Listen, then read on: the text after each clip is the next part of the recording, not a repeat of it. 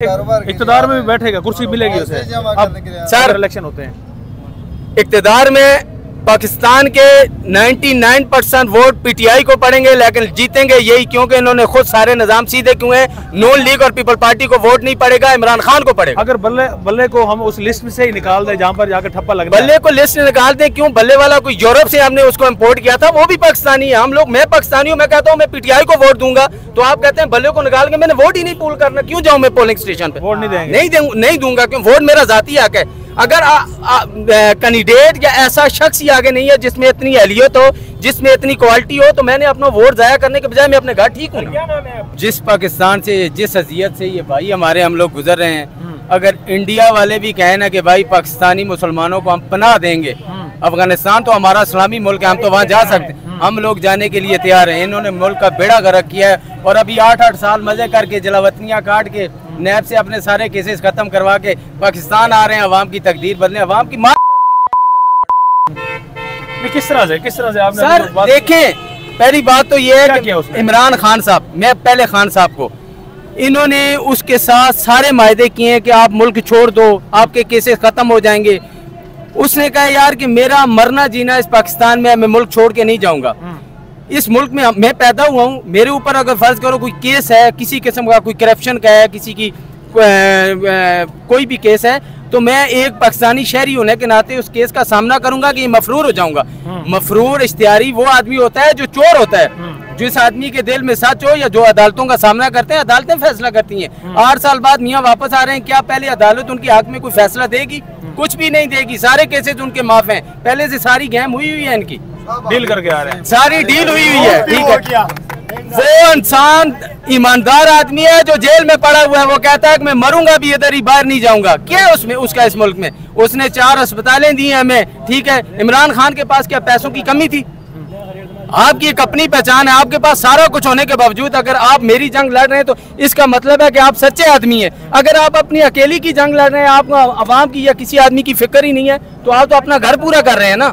मियाँ साहब आके मियाँ साहब ने क्या करना है? यहाँ पे कुछ भी नहीं बचा हुआ। इन लोगों से पूछ लो, मेरी 50,000 रुपये सैलरी है, अगर मैं 50,000 में घर का रेंट भी देता हूँ, 30,000 रुपया बिल आ जाता है, बच्चे कहाँ से पढ़ेंगे? मेरे अखराजात कहाँ से पूरे होंगे?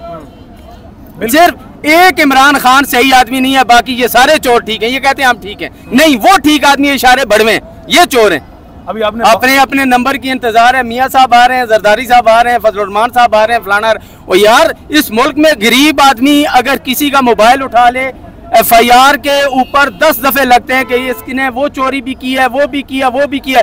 72 सालों में मुल्क लूट के खाया है, कोई केसेस नहीं है। देखें, उन्होंने 72 साल में इस मुल्क का बेड़ा गर्क किया है, उन पे कोई केसेस नहीं है। इस मुल्क का कानून सिर्फ गरीब आदमी के लिए है, अमीर आदमी के लिए कोई भी कानून नहीं है। ऐसा निजाम है कि हमारे आम आदमी का बच्चा वजीर आजम का ख्वाब देख सकता है बनने का। आप अदालती निजाम की कर रहे हैं। हमारे जजेस साहिबान जो पाकिस्तान की आली अदलिया में बैठे हैं, आला अदलिया में, उनमें भी ऐसी ग्रुपबंदी है कि 4 एक साइड पे फैसले देते हैं और 4 अलग एक साइड पे देते हैं। एक चीज तो हो ना कि आपकी मैं एक्सेप्ट करूं कि ठीक है ये अदालत का ये फैसला है, 4 तस्लीम करते हैं, 4 कहते हैं नहीं, जो 4 कह रहे हैं गलत कह रहे हैं। गरीब आदमी का बच्चा अच्छे स्कूल में पढ़ नहीं सकता, मुल्क का वजीर आजम किधर बनेगा? वो सरकारी स्कूल में भी उसको सर नहीं पढ़ा सकता। गरीब आदमी, जिस आदमी की 2,000 रुपये या 1,000 रुपये दिहाड़ी है, उससे पूछेंगे यार तुम अपना टाइम किस तरह गुजार रहे हो, तुम्हारी जिंदगी किस तरह गुजर रही है, तुम्हारे बच्चे क्या खा रहे हैं, पढ़ रहे हैं नहीं पढ़ रहे? ये तो अपनी अयाशियों में लगे, उन्होंने कुछ भी नहीं करना, बेड़ा गर्क करना है। कोई अल्लाह की कोई ऐसी मखलूक है कि जो हमारा निज़ाम ठीक करे, वरना इनके बस की बात नहीं है। इन्होंने अपने घर पूरे कर लिए, अपने घर पूरे कर लिए। आपने अभी बाहर जाने की बात की कि इमरान खान नहीं जा रहा, लेकिन नवाज शरीफ बीमारी को भी आपको मानना पड़ेगा कि एक ऐसी बीमारी थी जिसका इलाज पाकिस्तान में नहीं था, सर बाहर जाना पड़ा उनको। जिस आदमी को इलाज के लिए तो जा सकते, डेंगू वायरस होता है, उसके वाइट प्लेट्स कम होते हैं, कम होते हैं, वो कम होते हैं ना। मियाँ साहब का भी हमने ये सुना था कि ऊपर जा रहे हैं नीचे आ रहे हैं। जब मियाँ साहब पाकिस्तान में थे तो 0 हो गए, जब जहाज की सीढ़ियाँ चढ़ रहे थे तो मेरा ख्याल है 120 की स्पीड से जहाज के अंदर गया है, उस टाइम उसके पूरे हो गए थे, अभी भी उसके पूरे हो गए। मुझे खुद कोरोना भी हुआ है, डेंगू भी हुआ है, मैं इलेक्ट्रॉनिक्स की दुकान पे एज ए सेल्समैन काम करता हूँ, ठीक हो गया। सारे भाई बीमार होते हैं, इनके एक प्लेटलेट्स वो कम हो जाएं तो लंदन दुबई चले जाते हैं, 8-8 साल इनका इलाज होता है। इस मुल्क में ये क्या बढ़वत करते रहे। यहाँ पे कोई अस्पताल इन्होंने नहीं बनाया, कोई ट्रीटमेंट नहीं है गरीब आदमी का, कुछ भी नहीं होगा, सिर्फ मुल्क लूटेंगे और चले जाएंगे।